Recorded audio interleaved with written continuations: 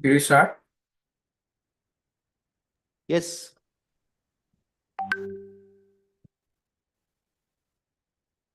Yeah, it's getting live. Huh?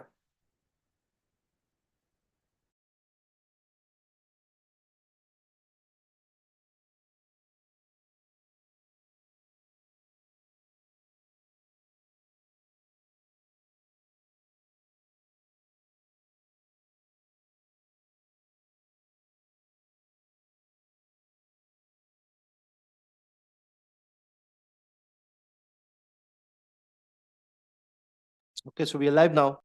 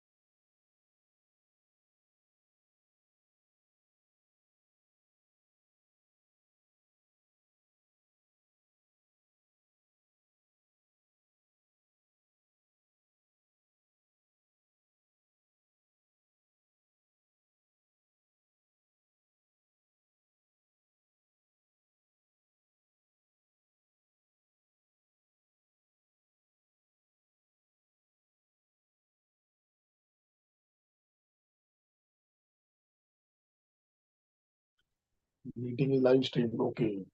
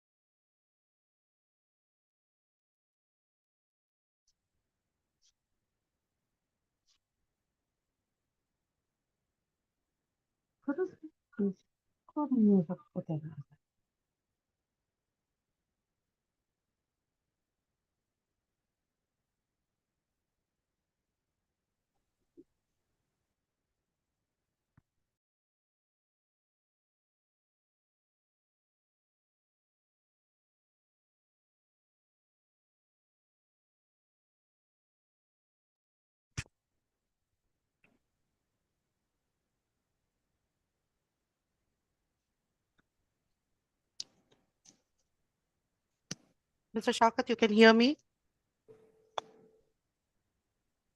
Yes, Nita ma'am, absolutely Oh, correct. Something Absolutely. again happened that we got No problem. disconnected. No problem. Yeah, it's okay.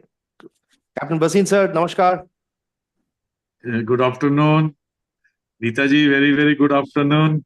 Sir, just Shoukat, for your thank you. information, we are already Good live on afternoon, YouTube. Sarji. We are, Good we are, morning. we are live on YouTube now. And good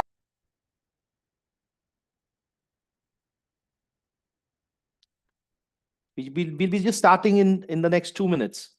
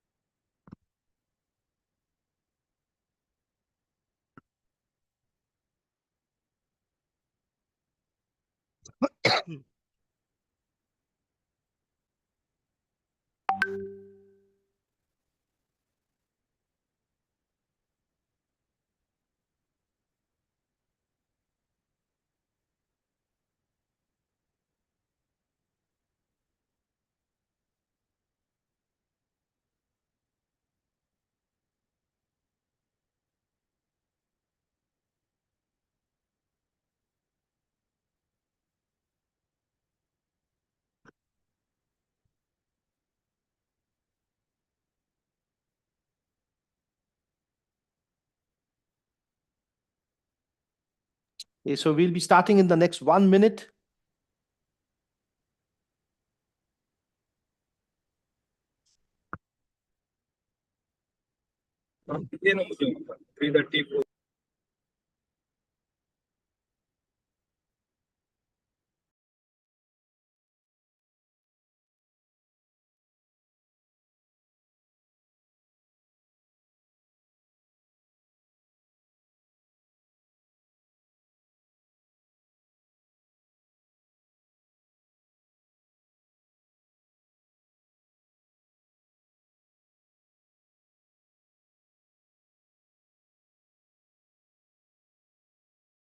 Okay, so we'll start in 30 seconds now.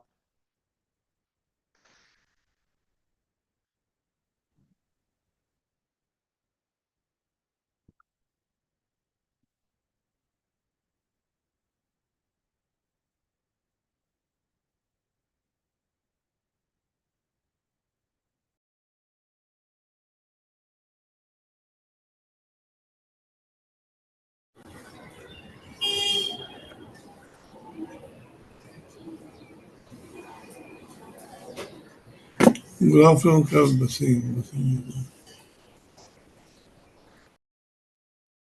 Good afternoon, sir.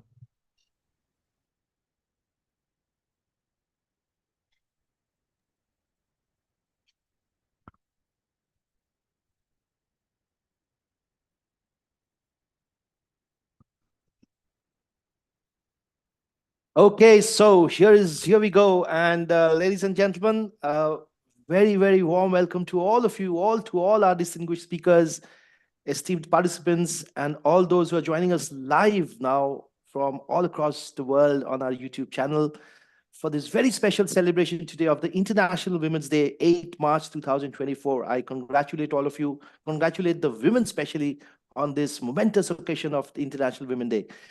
Our topic for today is navigating progress in maritime investing in women for sustainable growth. Today, as we gather here, we not only recognize the remarkable achievements of women in the maritime industry, but we're also here to celebrate the essence of just being a woman. The journey of a woman is similar. We can compare it to the ebb and the flow of the ocean, the tides. It's marked by resilience, strength, and a rock solid spirit. It's about breaking barriers, setting sail into the uncharted territories, and leaving a lasting impact on the vast sea of endless possibilities that each woman brings into our lives. Ladies and gentlemen, as we come together today on this International Women's Day, we reflect on the importance of acknowledging and honoring the diverse roles that women play, not just in the maritime, but in every aspect and facet of our lives. This day, it is a reminder that each woman contributes uniquely to the very threads of our society and to the world at large. And today, we hover the spotlight on some very exceptional women who have carved a path, carved a niche in the maritime domain, not only for themselves, but they are a huge, huge inspiration for so many thousands of people across the world who look up to them as role models.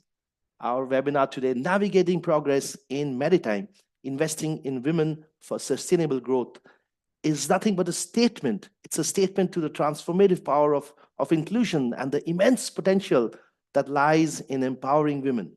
The maritime industry, much like the sea itself, is vast, it's dynamic and full of opportunities.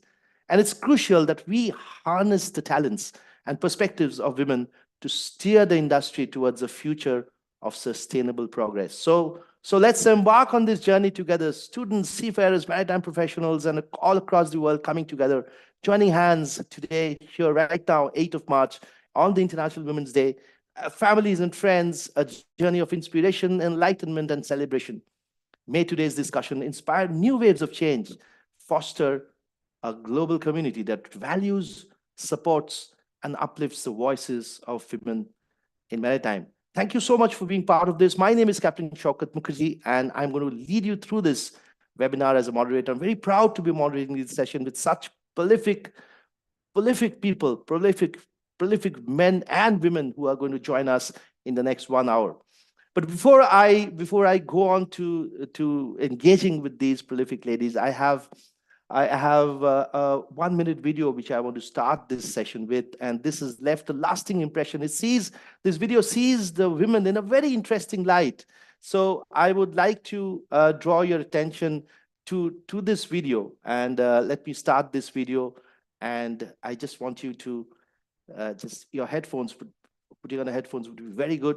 But even if you are not on your headphones, just watch this video, and it's just a true inspiration. It sees the women in much different lights. Next 60 seconds, don on your hats, right? Of inclusivity. Here goes. Okay, next one. Sit down. Look to camera. This is what it looks like to be exceptional, to stand out from the crowd, to make history. But what if women didn't have to be exceptional? What if they didn't have to be the first, the best, or the only woman? What if being a female engineer wasn't remarkable? What if women and men could compete as equals?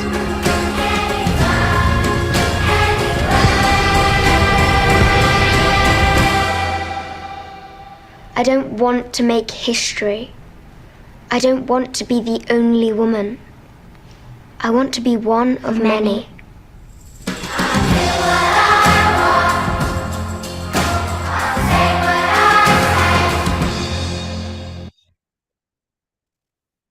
Ladies and gentlemen, this was an advertisement for Mercedes, and it's left the lasting impression. Like I told you, it sees women in a very blue light, in the sense that why do you have to be illuminating women in particular roles? I mean, they are inclusive a part of our society. And now it's time to welcome our guests, our chief guests for today, on whom the whole webinar revolves. And I have, first of all, this webinar is hosted by the Naval Connection in association and together with the Maritime Union of India, the Women's Wing of Maritime Union of India. And we have the founder and the head coordinator of Maritime Women Wing, Saleha Sheikh. Ladies and gentlemen, a big round of applause for Saleha Sheikh. He's the founder and CEO of Dynamic Marine Solutions. She is also one among the top 100 women in shipping. Wow. and founder and head of the Maritime Union of India Women's Wing, apart from being a personal leadership and maritime coach. So welcome to the show, Saleha, and we are all very grateful to you for your time, and we will be really engaging with you in the next 1 hour. Then we have another prolific lady, Mrs. Neeta Jha. She is the Director and Group Learning Organizational Development Sustainability Support Services at MSC Ship Management Limited. Ma'am, it's always such a huge pleasure engaging with you, and welcome to this show. And I'm sure we all will be going to a huge learning curve engaging with you over the next 1 hour. Welcome to the show, Neeta ma'am. Now we have another a very, very strong lady, and whenever I'm with her, she's the epitome of energy. She's so much of energy within her. Just being with her on the stage or being with her close to her gives me an adrenaline rush. The former chairperson and managing director at the Shipping Corporation of India, Mrs. Harjeet Joshi. Mrs. Harjeet Joshi, give it up for Mrs. Harjeet Joshi. Thank you, ma'am, for coming in and enlightening us. And we just really looking forward to engaging with you as here. Another very international lady with international persona, Gillian Carson Jackson, right from Australia, MD of JCJ Consulting, former president of the Nautical Institute, London. Wow. Passionate maritime professional, and her words in the LinkedIn profile says, words and action matter. See it, believe it, be it. Diversity and inclusion, wherever she goes, she has inclusivity going on with her. Gillian, we are so happy to have you here with us. Then we have none other than our celebrity seafarer, Captain Radhika Menon. Captain Radhika Menon, for all people you know, is not only a sailing master, but she is the winner of the IMO Bravery Award. And she's India's first lady captain. Give it up for Radhika Menon. Radhika, we are all, and this event, this webinar is going to be watched by so many students across all the institutes, and we've shared the link with all the institutes, and you are a huge role model for so many women and men across the world, and you've done such a great job throughout your career. So Radhika, we are extremely grateful for you giving us time for this, and I'm going to be sure this is going to be a huge learning lesson for all of us. Welcome to the show, Radhika. Now, since this event is being co-hosted by Naval Connection and the MUI Women's Wing, I would like to draw your attention to the Women's Wing of MUI. If I can call upon Saleha to just give us a few words on the starting of the MUI Women's Wing, what it stands for, and what are your objectives and actions. Please, Saleha, if you can just throw some light on the Women's Wing. Thank you, Captain Shoukat. And this is a great opportunity to be sharing the stage with so many industry stalwarts and amazing personalities who are also my mentors in different ways. I mean, it's amazing. And what better opportunity than the International Women's Day itself. So a shout out to all of you who are watching. Thank you for being here. And I'd like to start with the inception of MUI Women's Wing. This was a vision that I never thought would take me so far. I mean, I had just dreamed of setting up a community support system for seafarers, families, because as a seafarer's wife myself, I felt a very strong need, a support group where I could go out and talk, share about my issues, And with that little idea, I had approached the MUI, and this was around 2008, 2009 that I approached them. And they did like the idea, but probably they got busy with other projects and it took a back seat. But in 2016, I approached them again, having Mr. Amar Singh Thakur come in as a general secretary. And he was very enthused about setting up the women's wing. And with that, there was no looking back. So finally, almost after 7 to 8 years of this ideation, finally the women's wing was incepted in 2017. And since then, it's been a long journey. It's almost 7 years now, almost, and there has been no looking back. Wow. And I'm wishing you all the luck and all the happiness with the women's wing. I know you are a change maker yourself with being a coach, and you deal with so many women and mentoring them, and you're truly an inspiration for all the women who have their people, who have the men of the households who are there in on board, and you're dealing with the families on the day-to-day basis. So well done, Saleh, and 3 cheers to the women's wing of MUI. I would like to now call upon Mrs. Jha, and she's such a, like we said, a prolific background of corporate culture and organizational development. I would just like to ask her, Nita ma'am, how can, being in your role, what you do, how can organizations in the maritime industry, how can they actively promote and implement a gender inclusive policy to foster sustainable growth? How does this happen? If you can just say a few words on that. Thank you. Thank you, Captain Shoukat Mukherjee. Thank you so much. Thank you, everyone. Greetings from Limassol. We are very glad to be a part of this panel, and we are very, very happy to be here. I just wanted to tell you, well, each organization is unique in its own way, and they can achieve similar results by different means. I will talk about our organization and how we do inspire gender equality and inclusivity. First of all, at MSc, I would like to say that we are committed to enabling sustainable and inclusive growth. By achieving our purpose, we create value for all. Value creation starts with a solid foundation, and it is extremely important that all companies have the right policy in place, and they should be top-driven. The company culture and work environment should support these policy. At MSc, we have our business code of conduct, which everyone has to follow and comply with. And in order to attract and retain and grow the female employees in the organization, we have amazing code of conduct contents on speak up online, whistleblower policy, building, amazing and safe environment, bullying and harassment policy, diversity, equity, inclusion policy. This is an integral part of our business code of conduct. This is really helping a lot. And apart from that, with these solid foundation, the company has 3 priorities for the sustainability. And I'd like to add that we have one of them is the addressing social challenges, where I am actively involved. And here we are working on the human rights and labor standards, promoting diversity and inclusion culture throughout our supply chain. Adding on that, just wanted to add one very important point, that we are also the signatory to UN Women and UN Global Compact Women's Empowerment Principles, showing our commitment to gender equality and women's empowerment in the workplace, leadership, market, and community.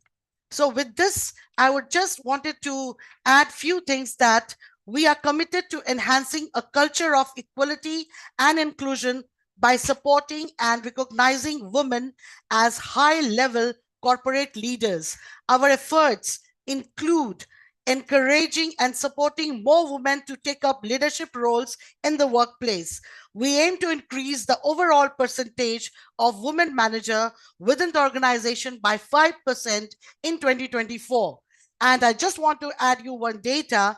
To achieve this, we provide a lot of training and development opportunity for women leadership through our in-house excellence through leadership program.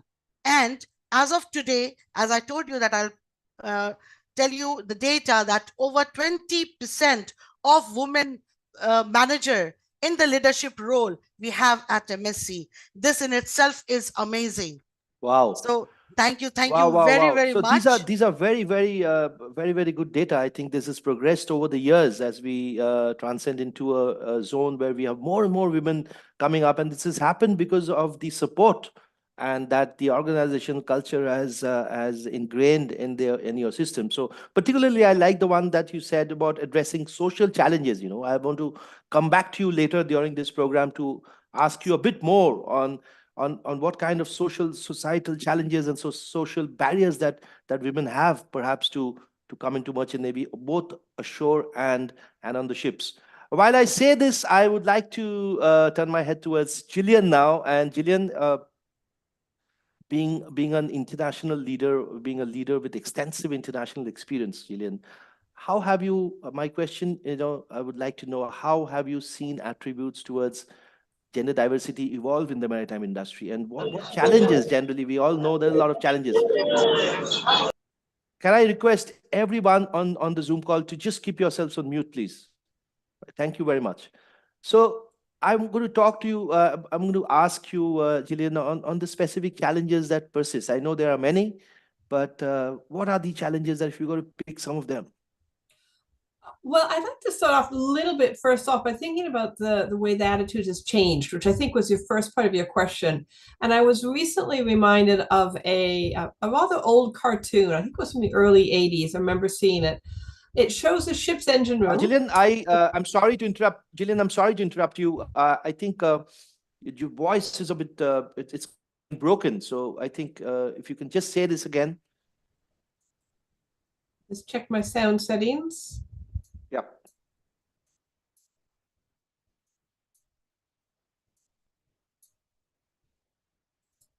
Just 1 second.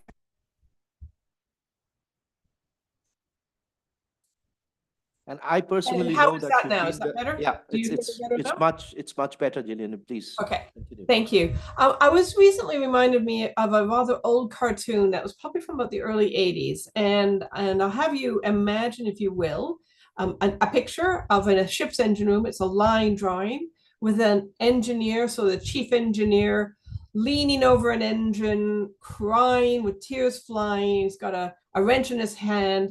And the second engineer is consoling him and he's saying, "Don't worry, chief, I'm sure it's a passing phase." And of course, the other person in the cartoon is a woman in a rather poorly portrayed sailor suit. And it was this concept of women in maritime. And this may seem really dated now, but actually this is the environment into which I started my career, and many of my colleagues started their careers as well, that we women on ships, we were a passing phase. And initially, I don't think we were really very much welcome. But I've seen incredible changes, and we've just heard about some of those changes that are happening throughout organizations from the top down with the policies and that code of conduct. I see these incredible changes towards women in the maritime, to the point that we have a recognized International Women in Maritime Day even in May. It is exciting to see this, although, and I think you mentioned at the beginning, and that video certainly did show it, I think it would be lovely not to need it. It would be wonderful that we wouldn't need a Women in Maritime Day, and that we wouldn't need to celebrate a woman being the first, someone setting the scene, breaking that path, making that road for other women to succeed in the industry. The changes that we are seeing, though, are not just for women, they're for diversity of all types. We now of diversity as a whole, such as gender diversity and neurodiversity, just to mention a couple, because the fact that we are focusing on equity and inclusion and acceptance of and recognizing their values. So there's a really quick example I want to see of some of these changing aspects. When I was doing a series of lectures at the IMU, I had a young male cadet speaking up about providing support for women on board ships, even to the point of ensuring adequate disposal options for sanitary napkins or the cleaning of menstrual cups. Now, this actually had me in tears, because we are seeing the strength of allyship. And allyship is the way that we can see and to make change. And the work that you're doing, Shoukat, yourself, in bringing these events to bear are so important. Those challenges that you mentioned, though, I will come to those because they are real. And I do like to see the progress and see where we're going, but we still have a long way to come. I still hear of women being turned away from training institutes, from positions that they want, because they don't take women.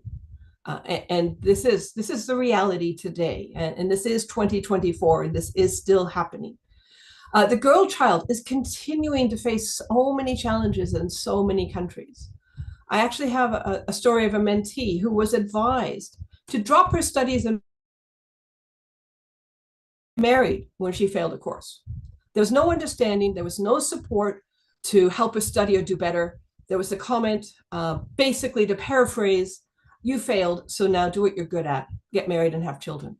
And unfortunately, this is a reality that we still face. So while I don't want to have a need for International Women's Day or an International Day for Women in Maritime, as your video showed, we need to do something. We need to do something to actually bring about positive change in this industry for women in maritime.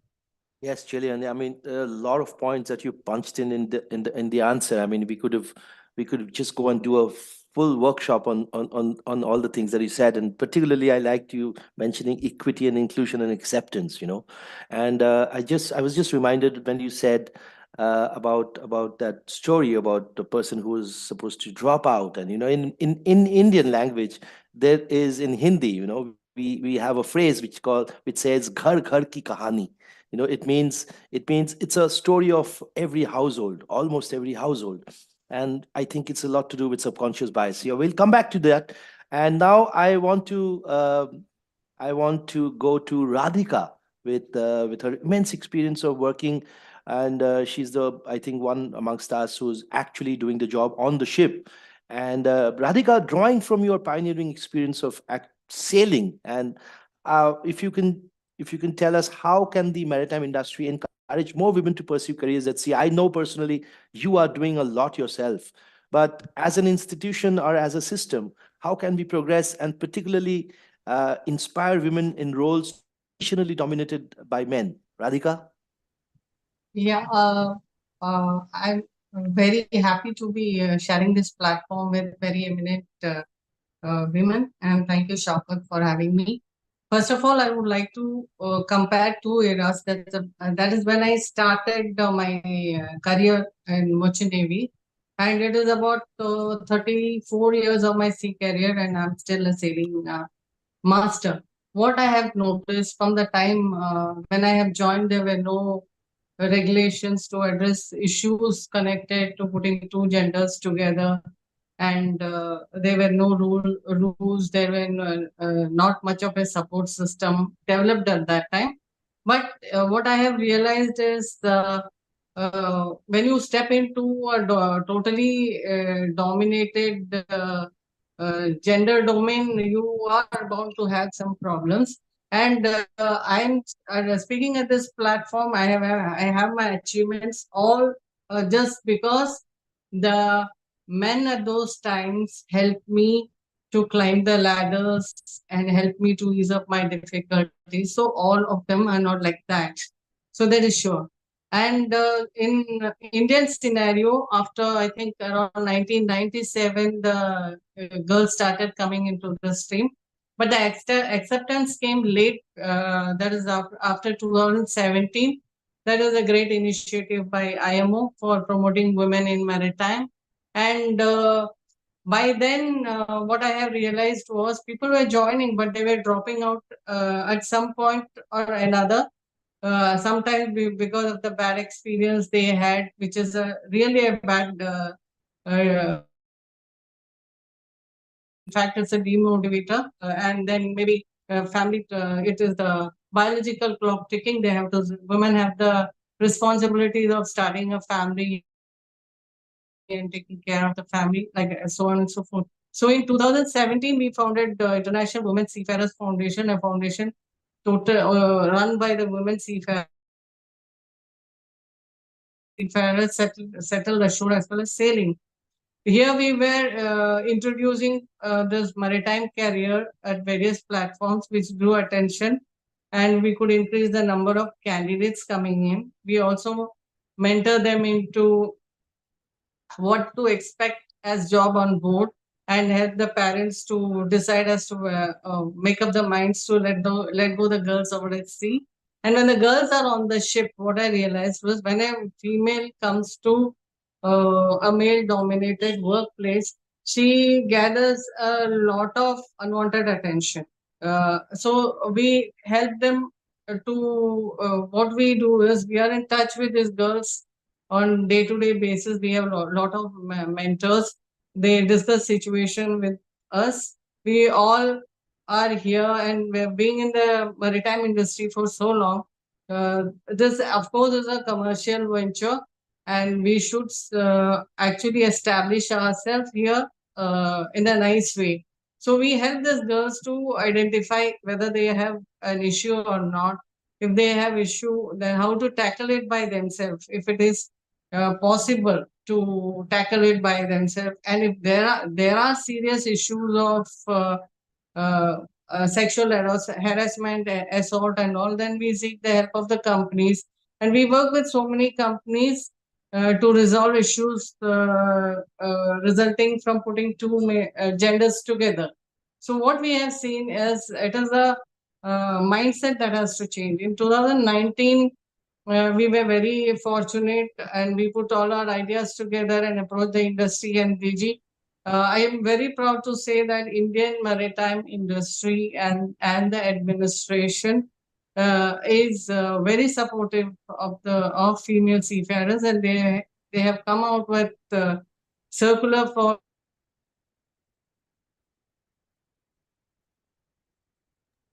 I think we've lost Radhika for a little moment now. I think I know. Which was first of its. No problem, listen Radhika. I to- know you are there on a low network zone, and we lost you for a couple of seconds there. But yes, Radhika, thank you very much, and huge applause to you for, like, again, I said what you're doing, and really like the way that you said, that we need to also send us attributes to the men who are there also. And I'm not saying that because I'm a Captain man Shoukat, myself. I have not completed. I would like to add one thing. Okay, I'm sorry because I lost you, so I thought you completed. No, please go ahead. I am not completed. Please go What ahead. What I was saying was, we have come. In India has been a good motivator for female seafarers. The industry and the administration have also promoted female seafarers, and 2019 we have come out with circular for conducive work atmosphere for women on board. That is the guidelines, and I think 23 DG has made gender sensitization mandatory. So we have the system in place. The present situation is the tides have changed. I now work with. I started my career with Shipping Corporation of India, and I'm very grateful that I have rose up to ranks and taken command in SCI, and they have promoted me. And now working with Synergy, every ship I have the opportunity to sail with 4 or 5 girls. Last ship we were 7, and you would be very amazed to know that there are also girl rating opting for engine room rating posts that I had on board. Now, what we need to do is to increase the number of women is that awareness is there regarding the profession, which is bringing in the candidates. What we need to actually do is the rightful candidates should take the slot. If the people who come in just because of the height, they don't survive. And we should also have a unbiased system to tackle the issues related to putting two genders together. That in India we have Madam Joshi is also a part of the panel. So we will slowly practice what has to be put in practice, and then we will work on more and more refining the system. I think in years to have many number of sailors. Thank you. Yes, Radhika, thank you so much. Yes, and Madam Joshi is indeed a part of this panel, and I have somebody writing. It says PM India. I don't know if it's from the Prime Minister's office or not, but it says PM India. It says, the chat says, ICI started the barrage of women seafarers in India from 2002 to 2003. SCI needs to be appreciated for the influx. At that time, no one was willing to accept what we in SCI did. Today, we do not remember the contribution of SCI. Unfortunately, we do remember the contribution of India and yes, SCI. SCI was the only promoter, Captain Shoukat. Yes. And as I told you earlier, like although there were no guidelines and things, the people in the office, people on the ship also, all men are not against a change. People want a change, and they are supportive. There are only few people who are, for them, they find it very difficult to come out of the bias. So Yes. I am very grateful to SCI. I've said that this on many platforms, because hadn't it been for SCI, I wouldn't get my promotion as master also.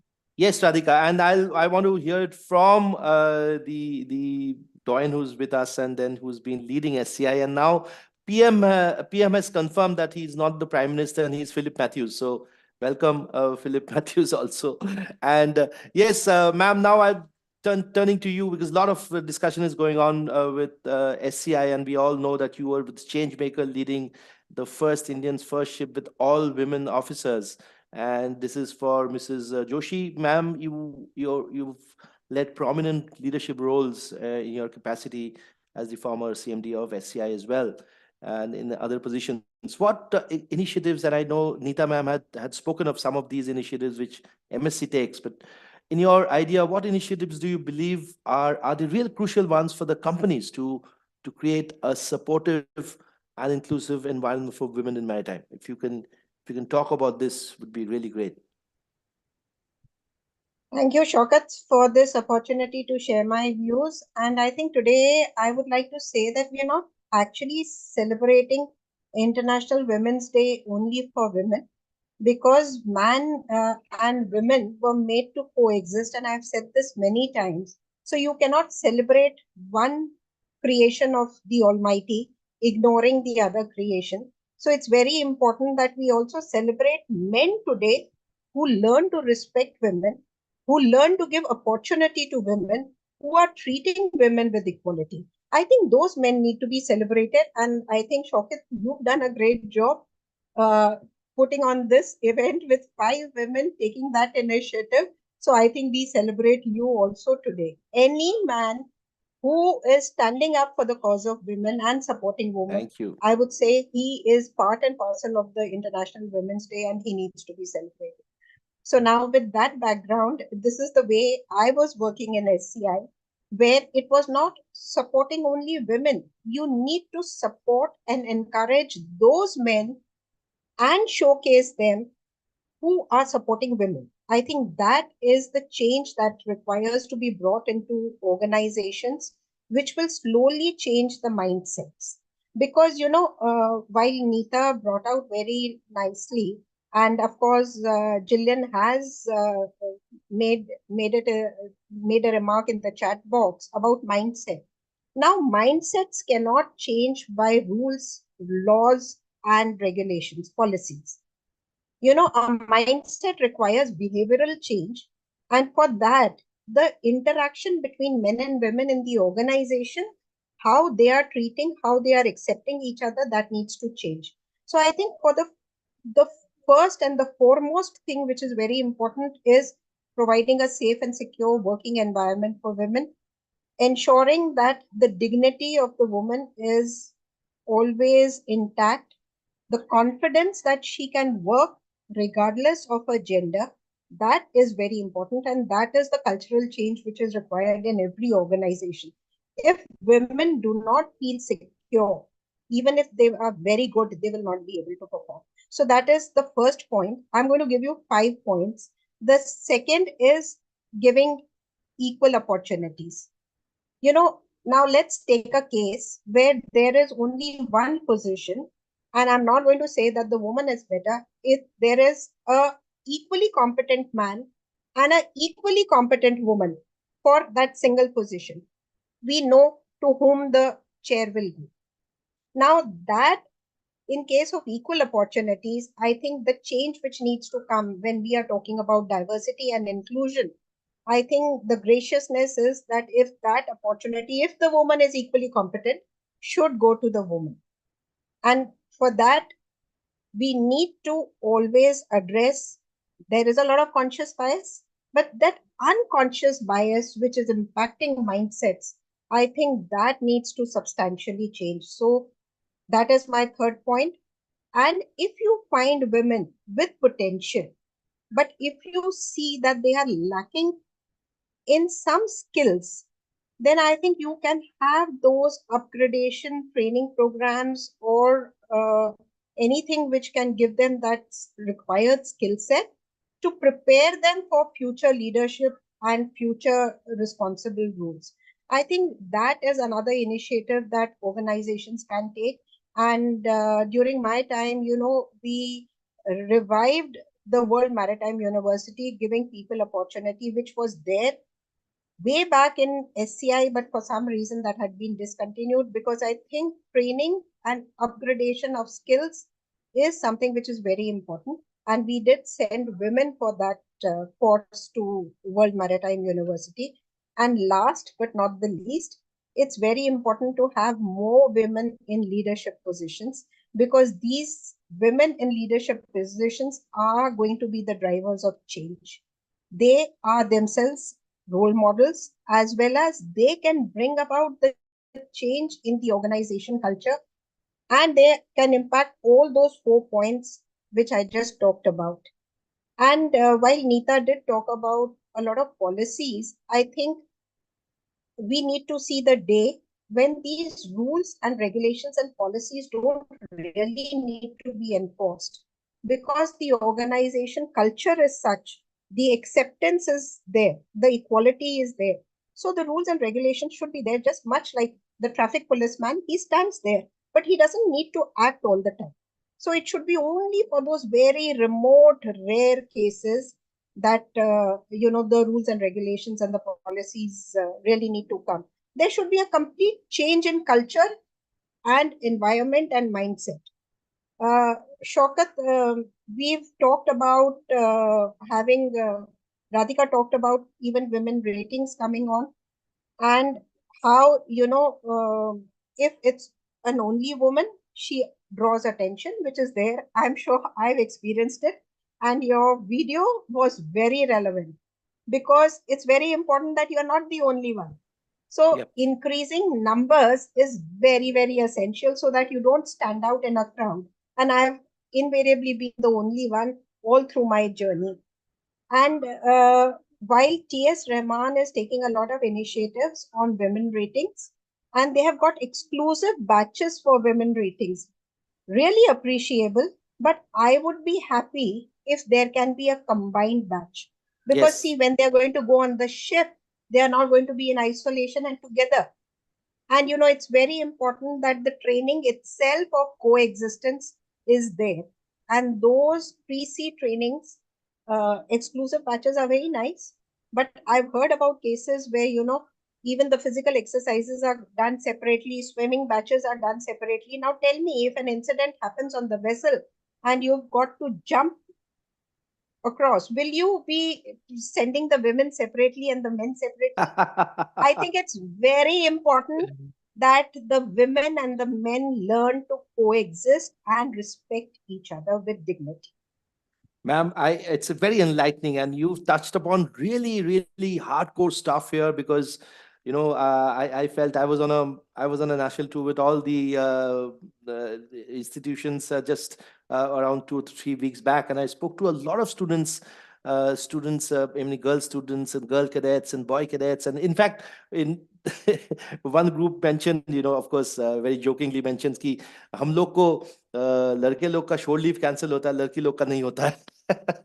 And which is a fact, in the sense that that's the reason why I showed this video. And then it's not about standing out, it's about inclusivity and doing things together. I have taken these points which you've said on board. First is security, second is equal opportunities, third is subconscious bias, fourth is upgradation of the training programs. I think it's very important that these cultures are built across the companies to have these training programs in place. And this is what brings me to a question which I want to throw at Saleha. Saleha, when we are talking about companies, and you are in the middle of doing things with the women's wing of and now women's wing of MUI, I believe and understand they've started working with seafarers. Initially, they started, only with shore-based people, families of seafarers. But now, yeah, as the women in maritime increases, you've started working with seafarers. I want to ask you the promotion, the promoting gender inclusivity. How can organizations collaborate with such wings as the institution that you lead, Women's Wing? How can organizations collaborate with you and with the Women's Wing to enhance the opportunities of women in maritime sector? Is there a lot of possibilities which can happen if you both the companies and the Women's Wing work together? Shoukat, first and foremost, I want to just highlight a point which Mrs. Joshi made, and with respect to mindset. And this is coming from the fact that I did my coaching certification, and I'm also practicing as a maritime coach. So with mindsets and with unconscious bias, it's not like one gender sensitization course will help you to undo all those years of conditioning which we as a society have. India, especially the case being with India, wherein we have a very patriarchal society, and again, maritime industry, a very male-dominated sector. So, these kind of biases have been there for decades, and we as an industry also have just woken up to it since the past 10 years, maybe. So there is a lot that needs to be undone, and that cannot be done with one-off gender sensitization courses. But yes, mindset has to be done, and that's where coaching comes in. The coaches that they coach is through a series of coaching sessions wherein they go deep down, and those unconscious biases are basically cleaned up, and that's when the person opens up to accepting newer strategies. So this is an ongoing process, and it is not something that you can achieve by doing a one-time workshop or a seminar. The companies need to ensure that these kind of courses are an ongoing process, even when the seafarers are on board. And again, like Mrs. Joshi said, coexistence is extremely important. The more we coexist together, the more we break down those barriers, mental as well as all kind of barriers that we have, which, because it's not about women just working on board. It's also about those men who are coming from societies where they have never worked with a woman. So even for them, it can be a first time. So doing a course and going on board a ship, it's like theory and practice. So it will take time, and it will take some kind of cohabiting to really come out with the solutions. So that's the point I wanted to make with respect to mindset. Coming back to your question, yes, we as an industry really need to work together, to collaborate, to deal with these kind of, especially with gender equality and as a subject, which is a huge subject. And it's not an individual or an individual organization's responsibility. It's a concerted effort. Collaboration and network here would make the impact. Again, awareness sessions are extremely important. And it's like, if your maritime training institutes are doing their bit, unions are doing their bit, shipping companies are doing their bit, but in their own capacities. But as an industry, the more we come together, the bigger the impact, the bigger the message that is going to be sent out to the world, that yes, this is what we intend to achieve. That's extremely important. Fantastic.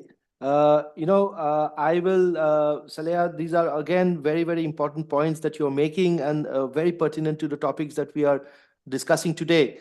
And I remember once you were telling me about the workshops, I remember I was in an institute where I saw, and without taking any names of institutes and the companies, I saw a company which was doing recruitment, the campus recruitment in that institute, and they had specifically come to that institute to recruit women. And I found it a bit strange. I came back home and I was thinking, why would a company just go to recruit women, and why not maybe the most like horses for courses, and why only women? And then I called up and I had a discussion with the leader of that company, and it's a very interesting thing the leader said, and he says, we want to have that balance on board because women bring in such qualities which are very, very different from a man, and in fact, there is an absence of women on board. We find there is a misbalance of trust, a balance of equity. So with having more women on board, we are actually promoting the welfare, the mental balance of people on board. And this is where I wanted to come to Neeta ma'am with the next question, that, you spoke about organizational development and all the courses and all the things that the system does. And from perspective, Neeta ma'am, what are the key skills and leadership qualities which are unique to women that can bring into the maritime sector for driving progress? If your thoughts, if I can conjure your thoughts on that, please. Ma'am, you're mute. You're muted. Thank you, Shoukat. Women can do and bring necessary skills and leadership qualities that a role demands. In maritime, we talk about two sectors. One is onboard ships, cargo and cruises, and the other is onshore, which can involve prior sea experience, or like me, without certified sea experience, as my experience starting off as being a seafarer's wife. So I can understand the whole environment situation on board, onshore. So when discussing leadership qualities in shipping, so there is a great requirement to have a situational leadership skills, in fact.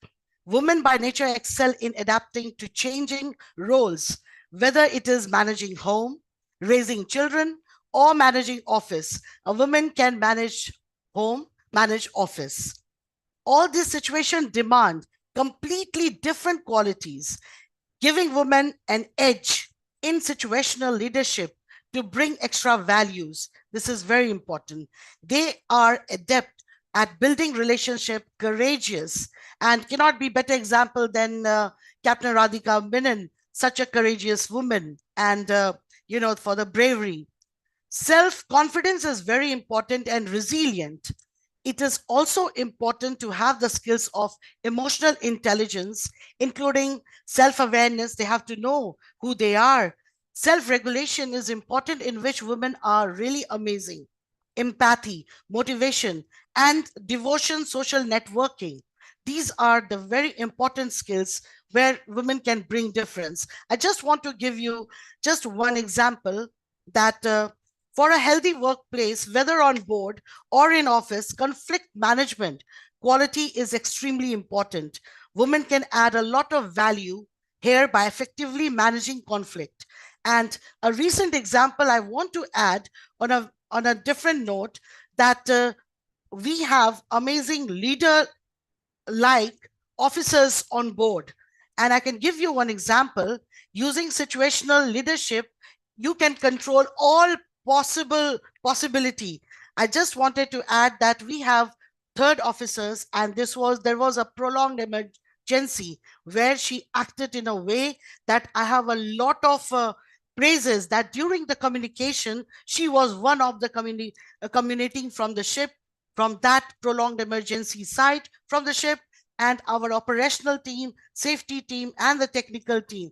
They really praised, and the skills, the leadership skills, what she had is amazing. I'm giving you just one example. And that was that even a seasoned seafarer can find it challenging. It was really, really amazing to know that such skills are there. And I would like also to add, because I don't want to take much time, because we have a lot of wonderful speakers to add on.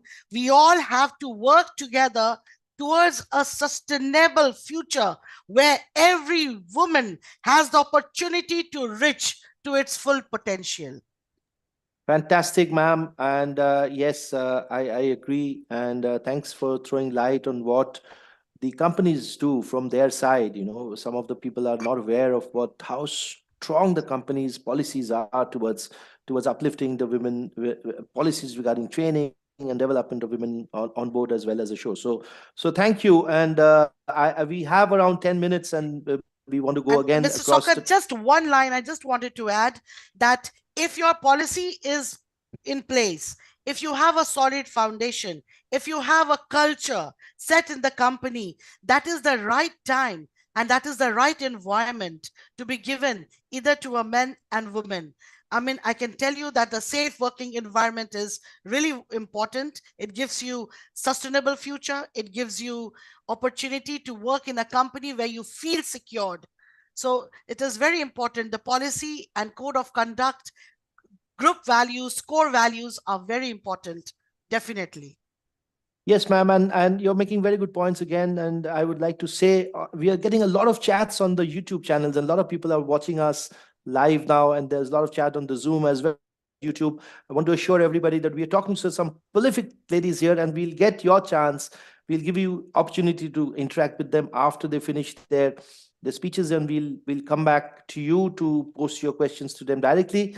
And this is a great example of seafarers who are watching this, and these are the people who are at the helm of companies. And then they say that you've got to join a company which will make you feel secure.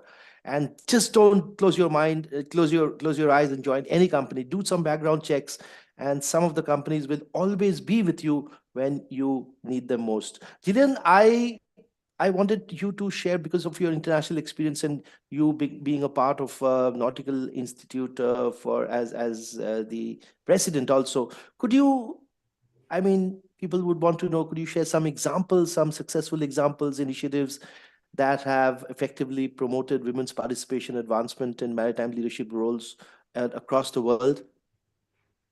Well, there are so many around the world, and you actually have a wonderful example right in India itself with the work that Sanjam has been doing with Maritime CEO, showcasing the women in the maritime leadership roles. This is something I never saw in my initial career, and it wasn't even something I was encouraged to pursue. So as I noted earlier, International Women's Day is a great initiative, but one I hope that we can actually outlive sometime when we won't need it anymore. But these ongoing challenges, including a backward movement in some countries even, where women are actually losing rights and beginning even to lose the right to their own bodies, it means that we really need to keep the focus. As Mrs. Joshi noted, it's more than just hiring on merit, but also having a focus on diversity hires. There are maritime equity programs that I see around the world. We have one here in Australia that did focus specifically to bring in and to change diversity and bring about equity within a maritime environment. There are mentoring programs that are really beginning to make a tangible difference because, and I think Radhika mentioned that as well, we need to work with each other and to support each other. The coaching that Saleha was mentioning. And she also did comment, Saleha had mentioned that one course is not enough. For so many decades, even centuries, women have not been welcomed in many aspects of industry, specifically the maritime industry. They didn't have a voice at the table. So moving to equity is a big change, and it won't just happen on its own. I started in the industry in the 1980s, and 2% of seafarers were women.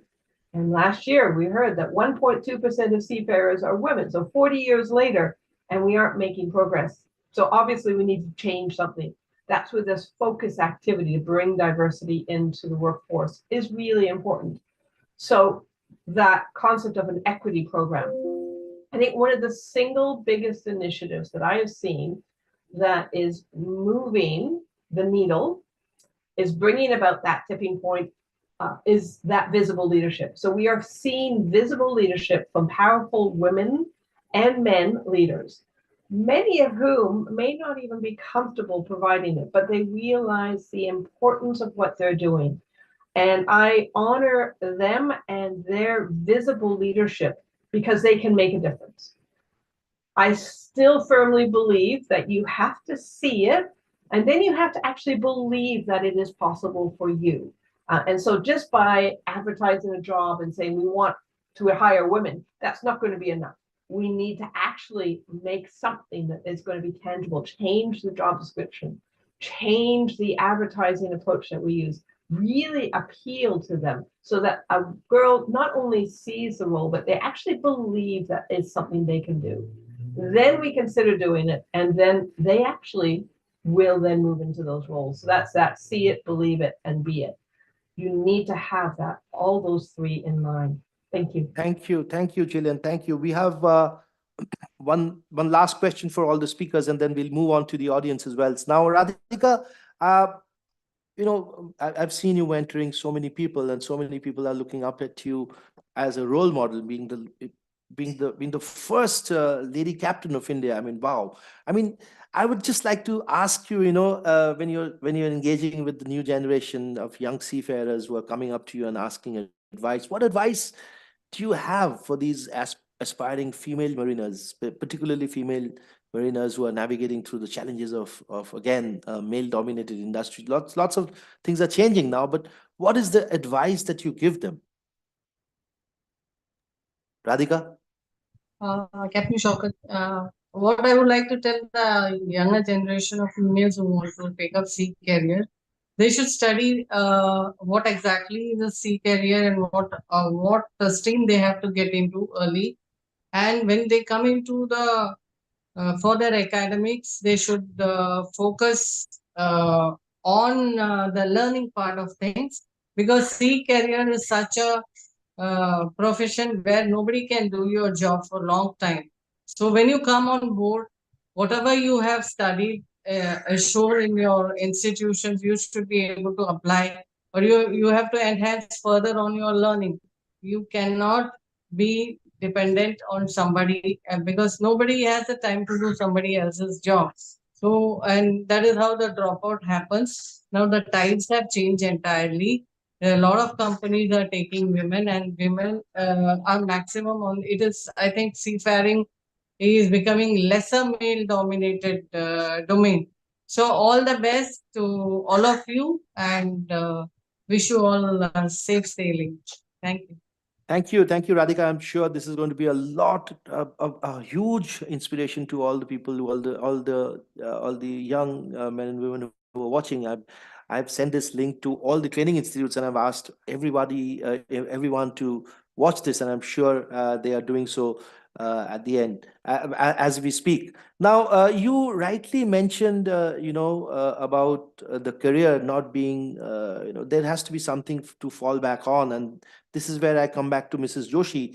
Joshi ma'am, I would like to ask you, how can the industry leaders, especially now, maritime doesn't only mean seafaring. I mean, it's a huge industry, and you are at the helm of being a leader yourself, but we don't have many women leaders in maritime right now. I mean, is it only because of breaking the glass ceiling, and how can industry leaders like you contribute to inspiring others to break the glass ceiling for women aspiring to reach top executive positions in maritime sector?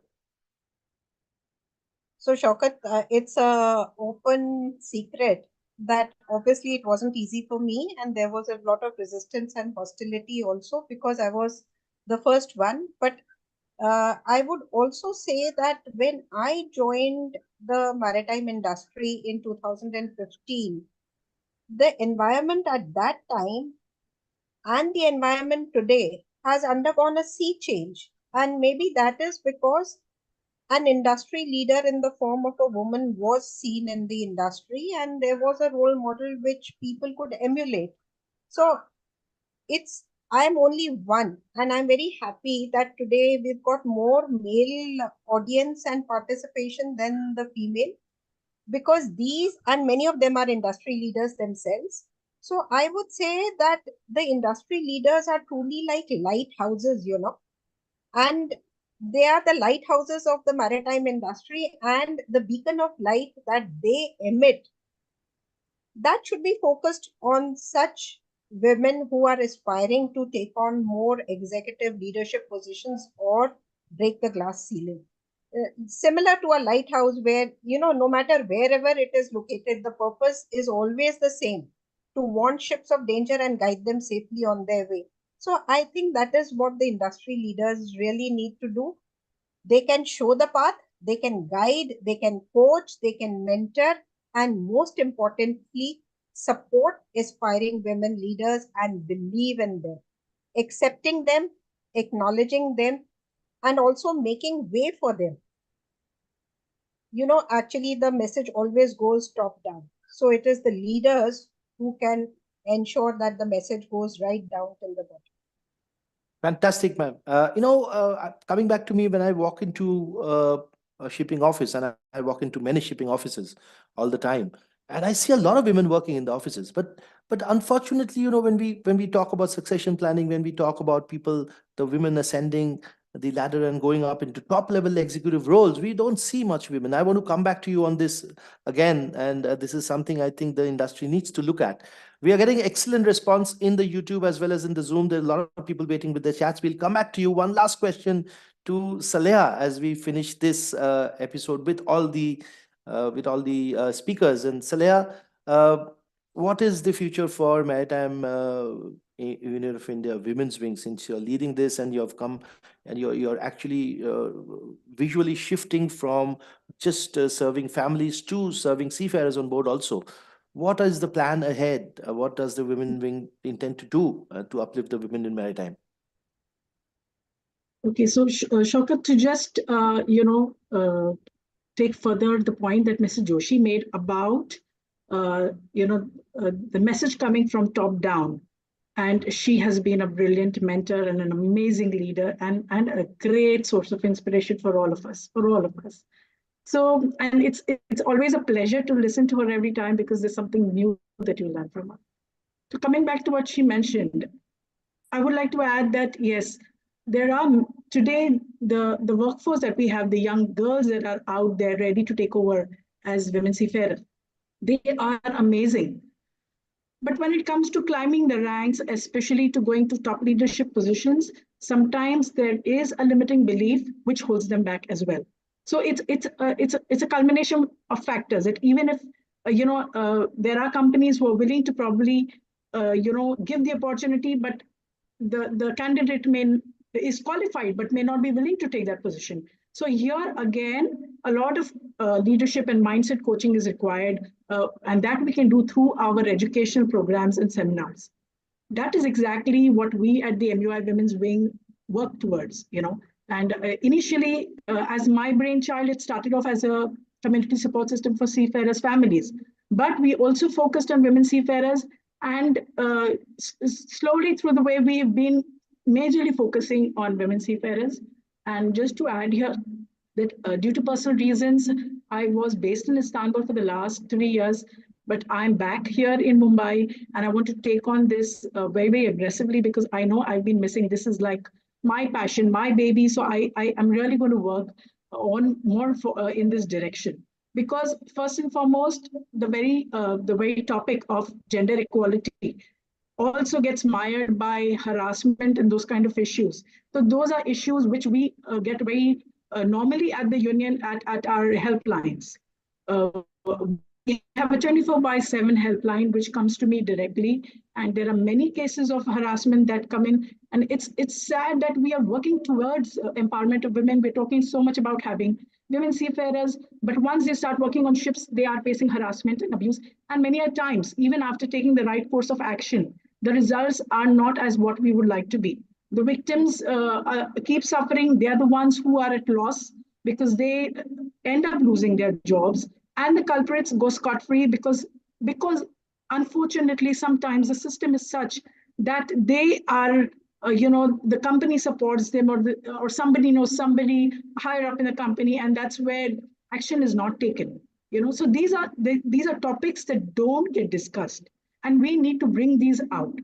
Coming back to what we intend to do is bring out these topics more openly and discuss them on a larger platform. I have also been doing this work internationally, globally. Jillian is part of that forum where we discuss harassment and abuse and policy making regarding that. So these are the kind of forums that we need to work on, these kind of forums, and bring more interaction between the companies.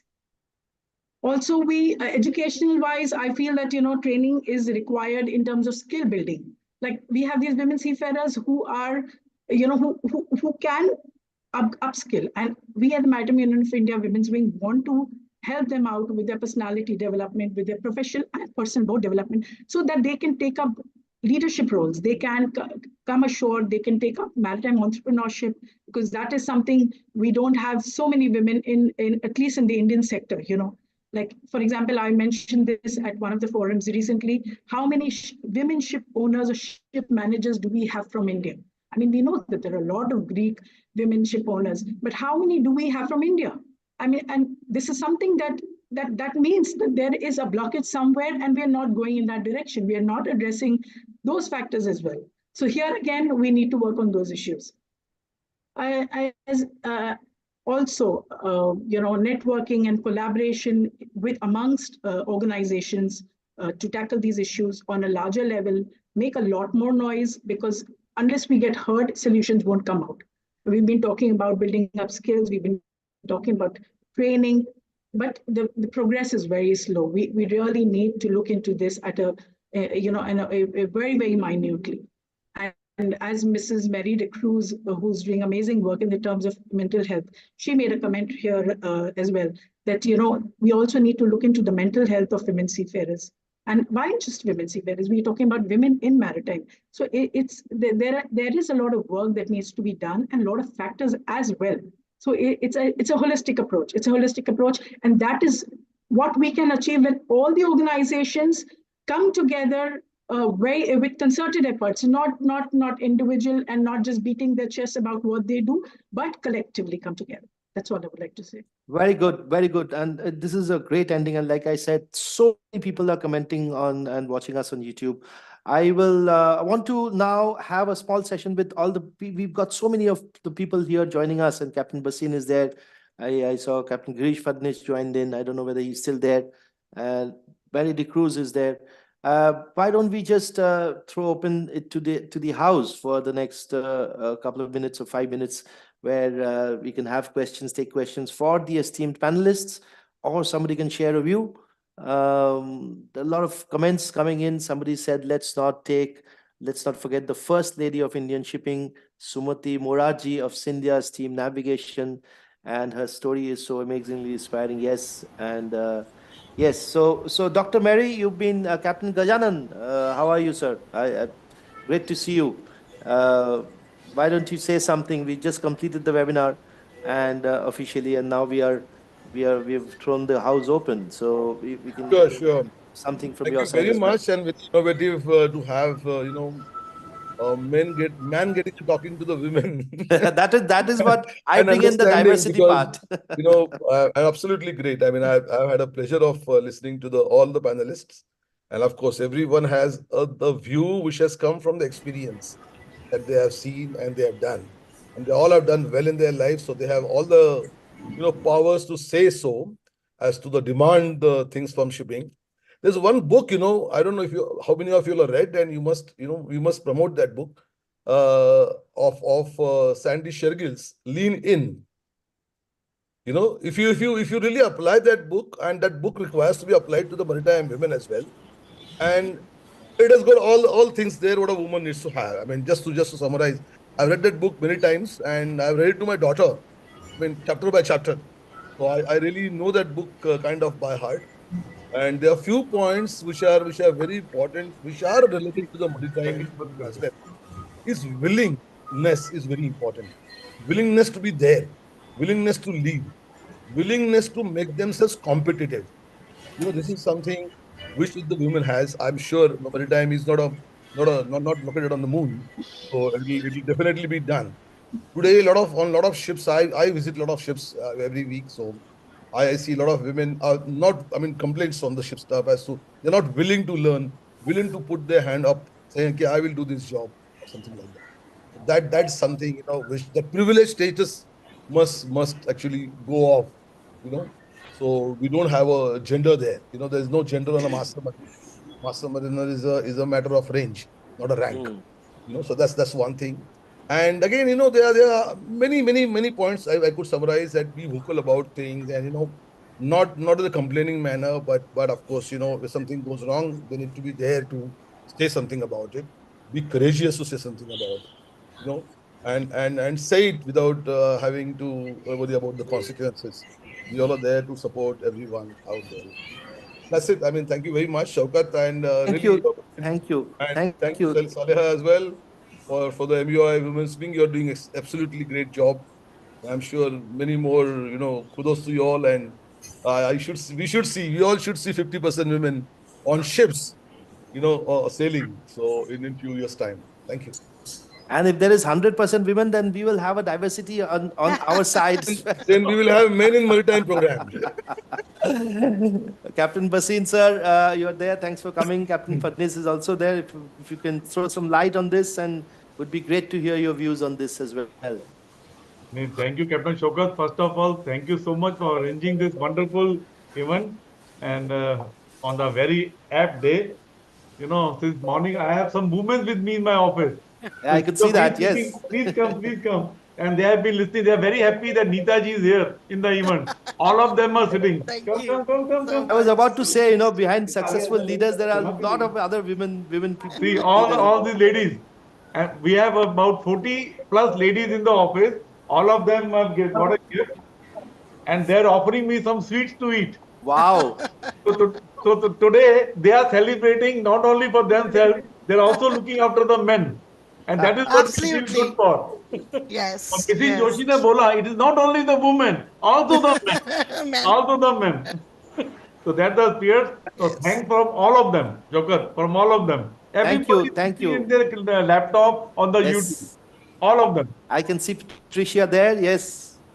Thank you. And MSC it's a really good example of women empowerment. And whenever I walk in, the energy of all the women there, and I think your ratio is much lean in towards women. Because we have this instruction coming from Neetaji. She keeps asking. Every month when we send our manning report, she says how many ladies and how many men. Every month. So that's good. But it's a wonderful thing what we are doing. You cannot ignore the women power. And they are the power actually, by all means. However, holding hands is also most important. Like today when we are I did not go for personally to greet somebody because there were so many things going on. But some of the boys came back and they said, why only the ladies are getting gift? Why not the us? So men are also feeling why only the women are getting something? Why not men? So there should be a hand holding. I feel there should be a equality from both the sides. And my best wishes to all the women in the world, especially the women in maritime. Thank you, sir. Thank you very much. And then finally, PM. Thank you, Captain Basim. And finally, PM's, nobody has blocked your video. I think there was some secret, some setting now. Philip Matthews' video is finally on. And Girish Fadnis, sir, you want to say something? Yeah, good afternoon to all of you all. Wonderful program. I sadly was in and out of the connection. I was traveling, but nice to meet all of you all. And Shoukat, thanks. On a lighter note, what Captain Karanjikar was saying, or what you mentioned, you get 100% women. Boss, you'll be out of that place where you're sitting. Oh, that's fun. That's good. We also had a Women's Day celebration yesterday. We at MTM, we have almost reached a figure of 35% of our staff are women in the office. So that's a fairly decent number. So we get overpowered by all these ladies around. So we don't have much of a choice. So the guys like what Captain Basim was saying that what about Men's Day? So they very smartly said it's 14th of November, so you can wait till then. But on a lighter note, thank you very much, Shoukat, for this. And all the ladies present and those who are hearing. We look forward for meeting up and more. Yeah, I think your voice is trailing because you must maybe in a low network zone. PM, I think Philip Matthews has raised up his hand. Thank you so much. PM, Philip Matthews has raised up, has got his hand raised. I think you want to say something, Philip, sir? Yeah, good afternoon, everybody. Thank you for such a nice day. First of all, greetings of the day of the International Women's Day. See, we have been having every year conferences, meetings. May again, the Women in Maritime is coming. We will be celebrating at that time, of course. But what is the tangible result? We should also work towards tangible results. Conferences, seminars, workshops. See, I am not being critical. I am a result-oriented person. I want results. See, women in maritime. I will take 2 minutes. Please excuse me for that. Have we, since 2002, of course, Radhika is an exceptional case. She came as I know her career span quite well. It's an exception. But since 2002, when we started with women, till today, now last 2019 onwards, we are finding a rush of putting women. I have a request from a company to take a batch full of girls. Are we able to achieve that? No. You ask any company, They cannot get Maersk with great efforts, got one batch of 40. We are not able to attract women into this career. It's a fact. We have to work towards it. There has to be a program which I would request the ISWF or whatever, Vista or whoever is there. You all also should take a lead. You should also with MUI, not only the companies. The companies are interested, but there is a limitation, how much they can do for it. Second thing is what I would like to know is that regarding this SASH, sexual assault and sexual harassment, this thing has mainly come out from the incidents which has taken place in the West, on some ships in the US crew and all. How much of this is affecting the Indian context? This we must get a statistical data because the DG shipping has got multiple grievance lines. We must identify this and we must try to address them. IMO has come in that latest amendment, SASH is introduced into PSST and all that. It is true, but we must also, with the help of DG shipping, try to find out something and work towards it. If this occurrence of SASH in the Indian shipping is large, or it was there, I am fully aware because I was fully involved in SCI's recruitment program in 2002 onwards. So it was there, but still, when we got the critical mass, on ship, we had at one stage about 5% women in SCI fleet. So if it goes up to maybe 10%, 15%, this will not happen. But it was there when we had hardly a girl. We had a policy to have two ladies on board, and that I believe is still continued.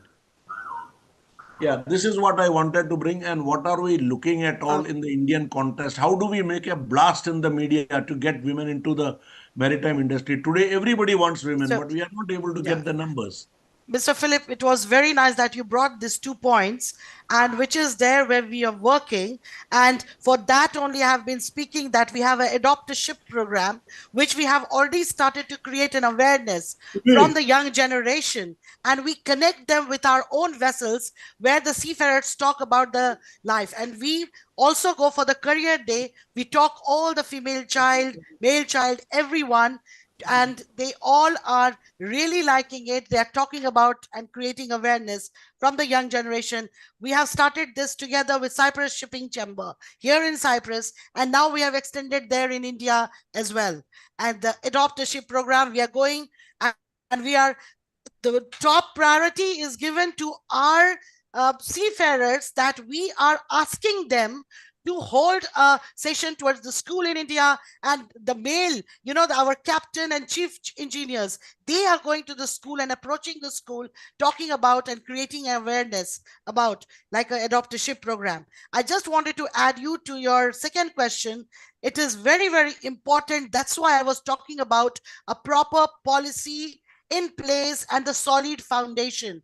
If you have any company has the policy and in the right place, and policy is being complied by the people, it will be complied only when you communicate it to them. Not one time, several times it takes to communicate that this is your code of conduct. This is what everyone has to comply.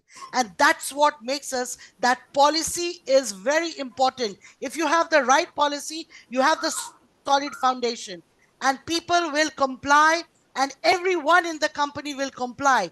And this is going to give you a future sustainable growth in the company, where people will feel secured, they will feel safe to work in amazing environment, where you have a proper code of conduct, where you are talking about the diversity, equity, inclusion, you are talking about health, mental health, you are talking about speak up of line, where you can bring and complain, you can bring your grievances, where you can talk about anything you feel, that you are open communication, where there is a diverse workforce, where you can grow.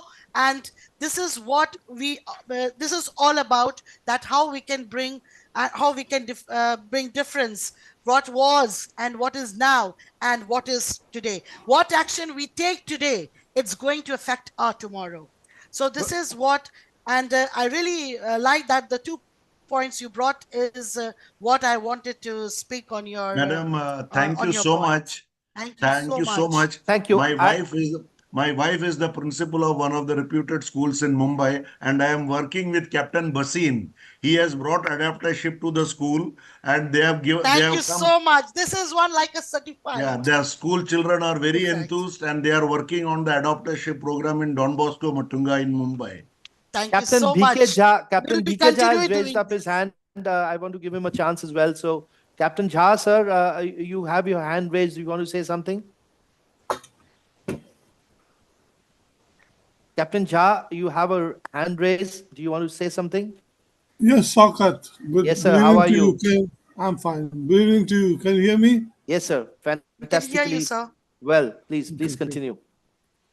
Okay, Nita, I wanted to tell that we need women in the leadership position. We don't need down below.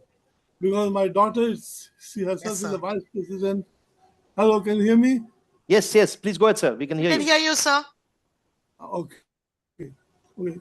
So she often tells me that we need women in the leadership position who can really make changes.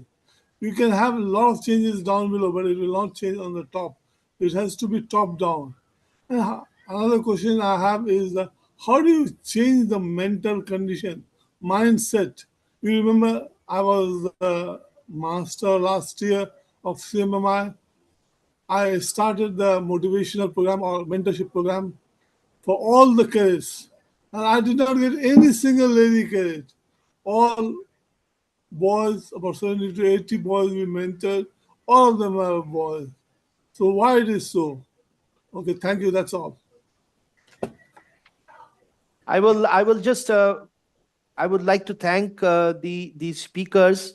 The BK Jha sir, thank you very much for your statements. And I don't want to extend this beyond this because everybody, we're supposed to have this for 1 hour only. So I would like to thank Gillian. Gillian has to rush for another meeting, and it's I think late in Australia now. Gillian, Saleha, Joshi ma'am, Neeta ma'am, and Radhika, thank you so much for doing this for all of us and for inspiring generations to, and this will be on record and we'll put this on YouTube and I will send this across to all the institutions. And one thing, saying you just make a statement, but would like to tell you that each statement, each word that you say today is such an inspiration to the people who are looking up at joining, and they see you at this chair and they see what you have achieved, and they go back home and they look into the mirror and they ask themselves, even we can do it. If they can do it, then we can do it. And they know that you are there for them. And it is such a huge, such a huge shoulder that you give them. It's really amazing, ma'am. So, and being a part of the industry myself and working with so many students, and I know they really look up to you. They want this opportunity to interact with you, engage with you. So I again, Jillian, each one of you, Jillian, Saleha, Neeta ma'am, and Joshi ma'am, and Radhika, thank you so much for being a part of this. Shoukat, Thank just you. for the sake of record, can we have a picture of the screen with everybody's thumbs up? Yes, please. That's immediate. That we've been my team has been taking a lot of pictures all the while anyway. But yes, with all the Sorry, thumbs up. I can't have my picture. Okay. Yes, I had that, and I will make some kind of Saleha, Neeta, trophy out of this. Thank you very much. Thank you very much. Thank you, Basin Thank sir, you, for all sir. your support. Also, always. Thank you, Captain Philip Matthews, for your statements, for bringing in value to this by sharing your thoughts with us. Captain Gajanan, thank you so much. And sir, yes, I think Because Shoukat, what happened is that we can have a lot of policies, we can change, we can write, but it has to be rewritten, that's all. But how do we change the mindset? That's the sir, one of the important things part. which I can say, you start beating, and hammering. Ultimately, they will reach the breaking Communication. point. So this is something that we do continually, and we are at it all the time, every morning, every day. And we look forward when we are hopeful for a very, very nice change. And this will happen, sir. I mean, it's amazingly. It's happening when I walk into an institute, and there's so many girls. I mean, previously 5 years back, I didn't see so many girls. There's so many girls around, and people are running and playing football, and They are doing the same things that the boys are doing in the institutes, and I'm really amazed at the kind of change that we've been brought, and the future is so bright ahead. So what about Captain Basim? He's also very busy. Saleha, yes, Saleha, you wanted to say something? Saleha? Your hand Yeah. raised. Just to answer Captain Jha, I mean, like I mentioned, the mindset, changing the mindset is not a one-time solution. It is a constant, repetitive task, and it again and again when you keep saying the same thing, like for example, when you say you keep saying the same lie, it becomes a truth. In the same way, if you talk positive again and again, it kind of gets reinforced. So whatever we are saying, whatever moves that we want to make positively, it has to be repeated consistently, and that's how it will get to change. Yeah, Correct. that's Just actually adding to powerful. just adding to what Saleha said, and that answers Captain Matthew's point also, that this recurring meetings that we have and conferences that we have probably is only to hammer the point. Yeah, that's what we keep on hammering till and we reach the tensile strength, and Correct. we This is we what hope. we said, that you have to communicate, and then people will realize that yes, this is there. So it is very important to communicate and change the mindset. Thank you, ladies. But Neeta, how do you make sure that it is done? How do you make sure? How do you ensure? So it is shown in the culture and in the environment at the workplace, and it is very important that you can see it. Like, it's not that you once you told and it has not been complied by people, but people feel it. Unless they feel it, and make it sure that this is very important for the company, they realize it, and you can see it in the work environment, in the culture. And this is what it makes the difference, that whether your policy is working or not, whether the mindset is changing or not. So it will be shown definitely in the work environment, because it's a culture. People have to do that if they want to be in that such organization or in such environment. Right, ma'am. I think Neeta, Shoukat, 1 minute.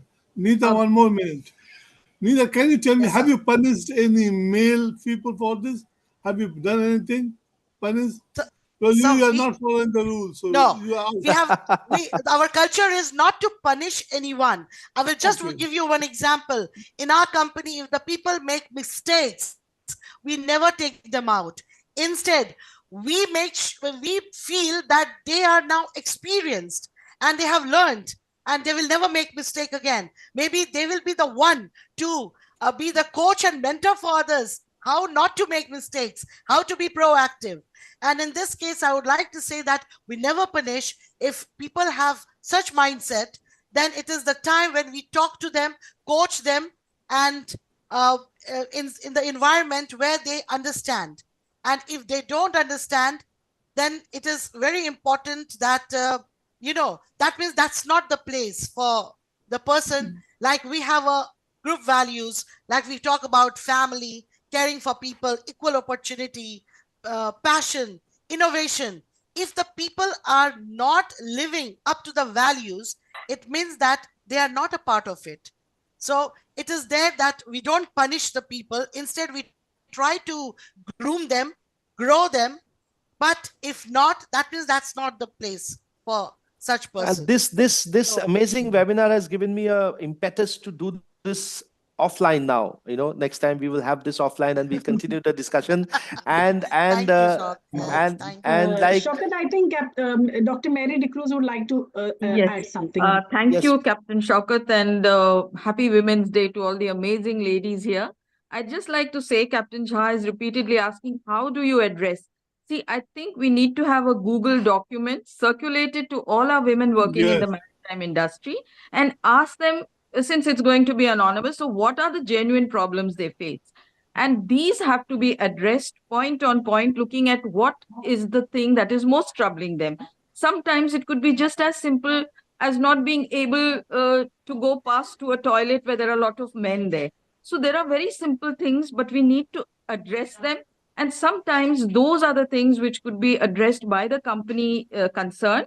And like you said, a repeat offender, madam has already said, if it's happening too many times, then that person needs to be brought to task to let the people know that you're serious about these complaints that may happen. So while we need to ignore some of them as not really ignore, but address them in a particular manner, which is decided by the company. But women need to be secure in the fact that if they do complain, they are taken seriously. Dr. De Cruz, thank you so much. And this is a learning, and I can promise you that from now on, taking the cue from what you said, I've already started and I've already sent a thing to my team that we will prepare a Google document and we will release it immediately as soon as maybe tomorrow itself. And this will be done together with the MUI Women's Wing. And do you mean only the women seafarers, or do you mean the office as well? So I would say the office as well, because the office problems could be different.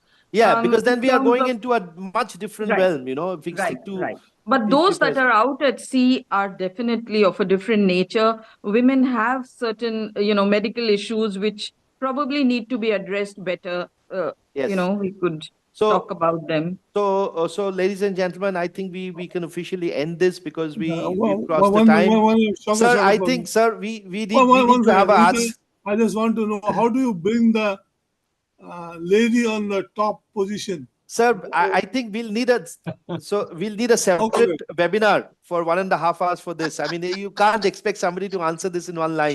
Sure. So what I'm saying is, again, thanking you. And I think our webinar today has been a powerful reminder that the maritime industry, like the sea, is vast and filled with opportunities. Let's all continue to break barriers, uplift each other, and navigate towards the future of sustainable growth.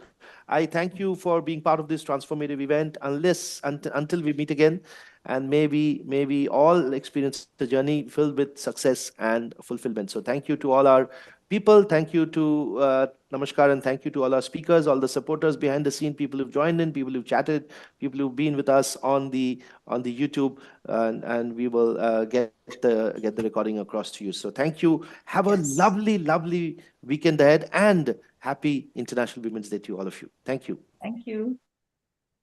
On behalf of the Thank you Maritime so Union of much. India, I would like to thank the TNC and especially Captain Shoukat Mukherjee for moderating and holding an amazing discussion and bringing out the most amazing responses from all the speakers.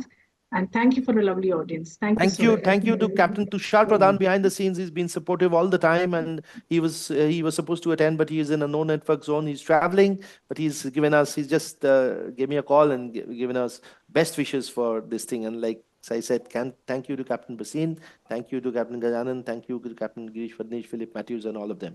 So this is Naval Connection and MUI Women's Wing signing off. Thank you, Neeta ma'am. We'll